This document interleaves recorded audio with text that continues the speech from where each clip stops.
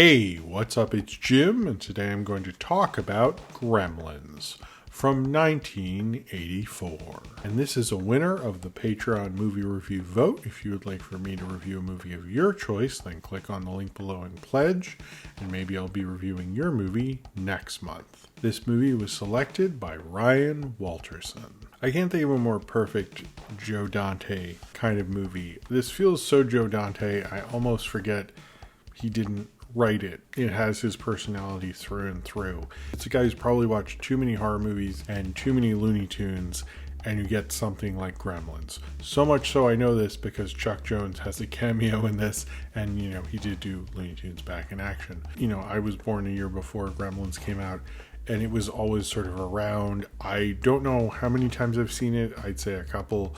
I definitely know I watched it as a kid. I don't remember most of it. I was definitely probably too young. Probably at someone's house or something. I don't know. So if my parents watch this, I'm sorry, or you're sorry, somebody, doesn't matter. This has the frenetic energy of a 12-year-old who feels like they're getting away with something. This is almost like Green Day's Dookie as a movie. It feels wrong that you have it. This feels mischievous. It shouldn't get away with what it's doing, but at the same time, it's executive produced by Steven Spielberg, and not executive produced like it is now. He majorly was in the advertising, or his name was majorly in the advertising, and he was very creative. He was at least somewhat creatively involved. Unlike Transformers stuff now, it was actually a thing. He actually did work on this to a certain degree. When I was watching it this time, because it'd been a couple years, it just has such a kind of chaotic Bugs Bunny kind of crazy energy to it, but it also feels so perfect you can't believe it's not a remake of a horror movie from the classic studio era. Everything about it. This is written by Chris Columbus, even though it's excellently and very much Joe Dante, directed by Joe Dante. Just the whole thing with the three rules, everything about the Gremlins feels like something that has been an urban legend and been set in stone forever. Now, I will say, since I was one when this came out and stuff, it has always been sort of a legend. To me, it's always been something that's just always in the ether. Everyone knew the three rules. Don't feed it after midnight. Don't get it wet. Oh, and no bright lights. And one of the things I have a question about, so after midnight, but when can you feed them again? I've never understood that. Is it is 6 a.m. okay? Did they mean when the sun comes up? Is it more 8? Are we I've always wondered yeah, after midnight, but isn't all time after midnight? So what does time even mean? And if I not feed Gremlin, when is time to feed Gremlin? I just don't understand. That's the part I've always wondered as a kid. When, yeah, but what if you screw up? When do you feed them? I would ask that guy too many questions, and they would not sell me a Mogwai. But I also would not buy a Mogwai. It sounds like a lot of work. I have enough stuff to do. I can't be taking no fucking Gremlins home and all that. I would definitely spill water on it by accident. I don't need that in my life right now. So, whatever. But I'm just saying they should specify when it is. I just I've always wondered that. This isn't a bit. This is a real thing. Since I was 5 years old. But when can you feed that? I think I just understood how to tell time, and I was still the logistics of this are just too much for me. I don't know, guys. It just feels so perfect. And I think that's one of the things about Chris Columbus as a writer and a creator. You can say that about his direction in Home Alone. I know he didn't write that. You don't need to say that in the comments. Adventures of Babysitting. You feel that in a lot of his stuff, that it feels like something that is just so perfect. Of course, it's a movie. The combination of him and the chaotic energy of Joe Dante. Joe Dante has such a wonderful thing to play off of. To have a total straight man build your structure and your story, and he's doing a phone booth with Spielberg driving around in a crazy bicycle car, and having Robbie the robot, and having the time machine. What the fuck? People make all these videos about all these references in movies, and I remember doing that with Gremlins when I was when IMDb had a reference section on every movie. You're what are the references? Oh my god, I gotta dive into that one. I knew all the references in Phantom Menace and all the Star Wars movies, but this was a lot of fun to just pour over. Basically, if you didn't know with this film, it's about a dad who needs to get a present for his kids for Christmas, and finds a Mogwai because he knows it's something different. He finds out there are 3 rules, which of course are don't feed it after midnight, don't get it wet, and no bright lights. He brings Gizmo to his son, even though he wasn't supposed to. He just kind of the guy's like, I have to have it. And he goes, no. And then his son just sells it to him. He brings it home. And of course the kid spills water on Gizmo. And then other gremlins hatch. And then of course he accidentally feeds them after midnight, after they find a way to trick him into feeding them after midnight and become, not just cute like Gizmo, Mogwai type things. They become Gremlins, and they start making havoc of his small town on Christmas Eve. There's so much about this film that I just think really works, but I really do think that script by Chris Columbus is great, but I do think Joe Dante's direction makes this come alive in a way that it really does feel like you're watching an 80s cartoon. I often, when I've watched this, feel like this should be something the Attack of the Killer Tomatoes cartoon, or those Eek the Cat, or cartoons at the time that would be funny and have action in them and have horror. This is very much a horror comedy, which really do not work. The only other example I can think of is Ghostbusters, which in an insane weekend, I don't understand how this worked at all, but this came out at the same weekend as Ghostbusters. What? I can't imagine. That's 2 all-timer classics there. You read some of these released weekends in the 80s, I think The Thing and Blade Runner came out the same weekend, and E.T. had just come out, and it's I sort of got to experience that in 1999, but man, that is a insane. I'm jealous. Horror comedies are not an easy thing, but I think the difference between Ghostbusters and this, I've often heard this is more a horror movie that's funny, that's more of a comedy that has horror in it.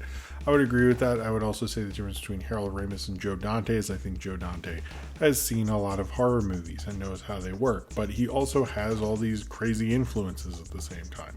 Ghostbusters is more of a film that barely sort of held itself together and is kind of crazy and an already established thing. Gremlins both feels like Joe Dante and what he's already doing, and also just feels like its own entity, and also feels like Spielberg and kind of is sort of well organized in itself. It's all the things that shouldn't work. It works in a way that you can tell like a classic Looney Tunes. I've heard about how he would just have try to get as many gags from people, much like how they'd write the old Looney Tunes.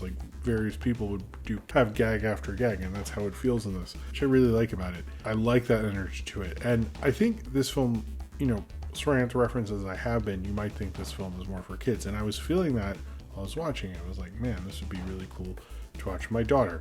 Another thing to think about how this is a film that introduced, was considered one of the films that really got people to think about PG-13. There are a lot of films, and the debate had been going on for a long time. Temple of Doom was part of it as well, but this I think won because you have Gizmo, and the advertising is really cute, and you hear it's from Steven Spielberg, and you remember E.T. and all this stuff, and kids and parents see it, and they're really upset because of the violence and stuff.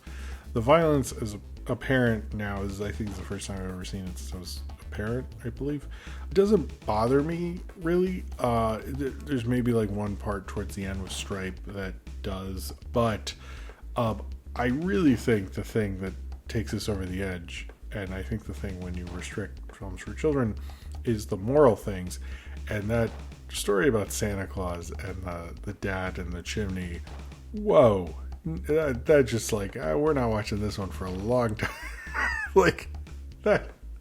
that Phoebe Cates, by the way, really kills it in that monologue, because as soon as she started, when it hit, I had forgotten about it, and when it hit, I remembered every word. I was like, yeah, she sells that urban legend. I know it exists before.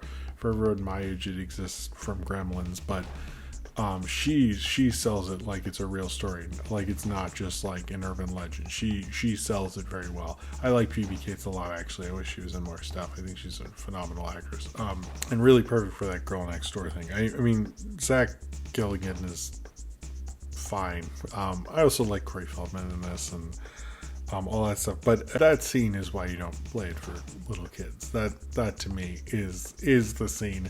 I can get why people would in the 80s think it's appropriate for kids. If you look at some of the advertising, you look at how Gizmo was mass marketed and things like that. I get it, but that scene is not for kids, especially when it's believing Santa Claus. That is hardcore. That is, whoa, that's a story. And it's interesting because I do actually find that the most objectionable thing for kids, Stripe's death, I think is close. The rest, I'm like, driving cars through, they're doing mischievous things. There's nothing they haven't seen in a cartoon before. I have to say that part is a bit far. I think this is even my knowledge of ratings at the time makes sense to be a PG, but parents did get very upset, and it became, I guess they haven't re-rated this. I know sometimes they do that. I don't think I've ever heard of that. I guess this would be a PG-13 now, but I like this film. I like Joe Dante. The interesting thing is the other one of his films feel like these interesting auteur experiments, and I like that about them. Small Soldiers might feel like it's trying to be more of a hit or something, but he's like, it's such a weird concoction of things, and that always feels like with a Joe Dante thing. But this feels like the studio system has managed to work with him, and I know Spielberg was able to let that happen. He even agreed with decisions that Dante was very firm about, specifically the Phoebe Cates monologue. Although he did not, like, Gizmo and Stripe were supposed to be the same character originally. Spielberg was like, you can't do that, and he vetoed that, which I think was, I could go back and forth. I think either way, I think it makes sense having, although Gizmo becomes totally worthless. Like, what does that guy do? He's just cute. He drives that car. He doesn't, the Barbie car and stuff. He doesn't do enough to be around. But I actually sort of agree with him. But having the studio system work for a crazy director like that, this feels like very much of the 80s, but it's a total auteur, weird Roger Corman devotee movie at the same time, which I kind of love about it. It's almost like he got away with something in the 80s that felt like it was long gone at the time, but almost feels like so perfect in a way. This has been one of those 80s movies for me that just felt like Back to the Future, like Ghostbusters, like the bigger hits, that almost feels like so perfectly sculpted. But this one almost feels like too perfect. It's unbelievably perfect in a lot of the ideas, and the concept is such a perfect concept for a movie. Rewatching it this time, I almost really want to rewatch it again and again. I'm excited to watch it with my kids when they're older. But it's a fun movie. I had a lot of fun watching it. I enjoyed watching this film. I think Joe Dante's spirit and soul is in this in a way. I know it's not considered the best one by Joe Dante fans, but let's be real, this is the film that will be, when on his obituary it'll say Joe Dante, director of Gremlins. But I think he did a phenomenal job with it. It's a really cool, fun, crazy movie that has that kind of 12-year-old spirit of, you feel like you're doing something mischievous, and maybe you're not blowing minds or something, but you're having a lot of fun. And that is the energy of Gremlins. I think that's why it's gotten to live on so much, because it's such a universal thing, and the way it's directed and the way it's written. But I think conceptually it's such a interesting idea. What if you got this strange creature, and what if you did all these things? It's complicated, but it's very easy to understand, almost too easy. That's the thing about it. I was watching, I was like, this is very easy to get with, and it has all this crazy weird shit going on, and it's Joe Dante at his zenith, Chris Columbus really nailing it home for him. This was, I'm very happy I got to watch this in the movie review vote. I had a good time with it, and I'm excited I need to rewatch this one again. It's one of those 80s classics. I feel like I haven't experienced enough in my life. I haven't had enough Gizmo and the Gremlins and stuff. Maybe I shouldn't. And I also think at the end, when they says we're going to turn the fire hose on them, do they ever address that in the sequel? I don't remember that, but there's clearly other Gremlins out there. I've always wondered sort of what happened there.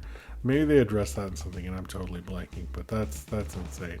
Anyway, I think Gremlins is that kind of chaotic energy organized in a way that feels like this shouldn't have happened the way it did. It shouldn't come off. It should be a strange cult movie, and instead it's a big studio movie, and it glides on perfectly in a way that almost feels impossible, but it's a lot of fun watching them get away with it. So if you've seen Gremlins and you would like to talk about it, then comment below in the comments and subscribe if you would like to. And this was a winner of the Patreon movie review vote. If you would like for me to review a movie of your choice, click on the link below and pledge, and maybe I'll be reviewing your movie next month. Thank you very much for watching.